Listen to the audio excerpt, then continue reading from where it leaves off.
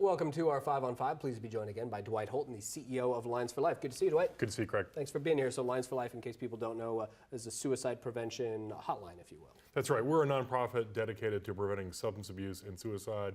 We run suicide hotlines, but also do policy initiatives around substance abuse and suicide prevention. And what have you seen in recent months? So we've seen on the suicide line something interesting and I think positive, which is substantial growth in our volume. The number of people calling us from around Oregon has grown by we've essentially doubled in the last 2 years. Wow. And that we're seeing the trend nationally, but not as big as we've seen it here in Oregon. I think it's a combination of greater exposure to what we're doing, but I think there's also, more troublingly, some greater generalized anxiety, which is leading people to call us. So that combination of things, we've had the high-profile suicides of folks like Anthony Bourdain and Kate Spade. We've also had the rapper Logic with a very popular song about 1-800-273-TALK, about the crisis line. So those have driven volume in part on the positive side. On the more challenging side, I think there is this greater generalized anxiety we're coping with. And there's a summit next month, which you guys are hosting at KGW in Portland. Very excited to be a part of it. What's your goal to get out of that? Oh, this is a reporting on suicide summit. The goal is to help equip journalists around Oregon with the skills and rules they need to report responsibly on suicide. As it is, it's very, I think journalists are generally very leery of reporting suicide. Obviously, there are privacy issues at play that you want to respect.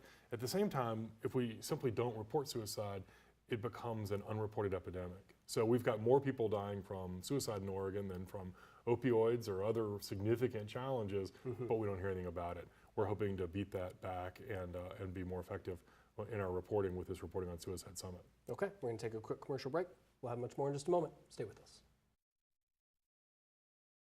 Welcome back to our 5 on 5. Again, we're here with Dwight Holton, the CEO of Lines for Life. So what have you seen recently in regards to teens and teen suicide, or people reaching out, calling the line? Well, we have a significant challenge with teen suicide in Oregon. The good news is that there is hope available, and we operate a teen-to-teen peer youth line that's growing great guns. We'll talk to close to 16,000 kids this year. We're opening a satellite out in Central Oregon that we're really excited about. So while we do have a significant challenge around teen anxiety and around the pressures of growing up, we've been able to meet more and more of that need. So that's pretty exciting. Okay, and the organization, correct me if I'm wrong, started as for veterans. What have you seen with veterans in recent times? We've been growing our veterans services tremendously. We have more than doubled in size in the last year because we've become the single backup nationally for the National Veterans Crisis Line. We're honored to be a part of that system. The VA runs its own hotlines in a couple places back east, but we run the backup system for them.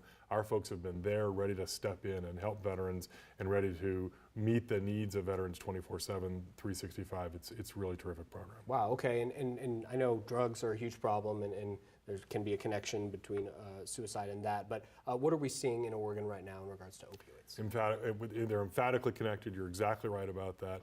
We have been working to meet the opioid crisis as hard as we can. We have had some significant success. We've seen much more safe prescribing practices by doctors now. Opioid prescribing is down 51% from 3 or 4 years ago. Wow. On the other hand, we have significant challenges on the road. We are starting to see more and more synthetic fentanyl. It's a very powerful opioid imported illegally and illegally manufactured in places like China and Mexico and imported here. So it's a education effort to make sure we're helping people understand the risks and that they're staying clear. Yeah, and as a previous U.S. attorney, is there anything happening with federal law in regards to opioids that has you perhaps excited? Well, the single most important thing that the federal government can do is continue to provide a bedrock of health insurance. Anything that takes health insurance away from people is like a sucker punch on our efforts to defeat the opioid crisis, because it's people who have health insurance who get treatment for addiction. The other thing I think that would be really helpful if the federal government did would be to remove the restrictions on prescribing opioid treatment drugs. It is much harder to prescribe the opioid treatment drugs than it is to prescribe opioids. That's backwards. We need to be able to have doctors equipped with those opioid addiction treatment drugs and to be able to prescribe them as needed to meet this incredible crisis. Dwight, good to see you. Thanks Great for being here. Craig. Appreciate it. Thanks. All right, stay with us. We'll be right back.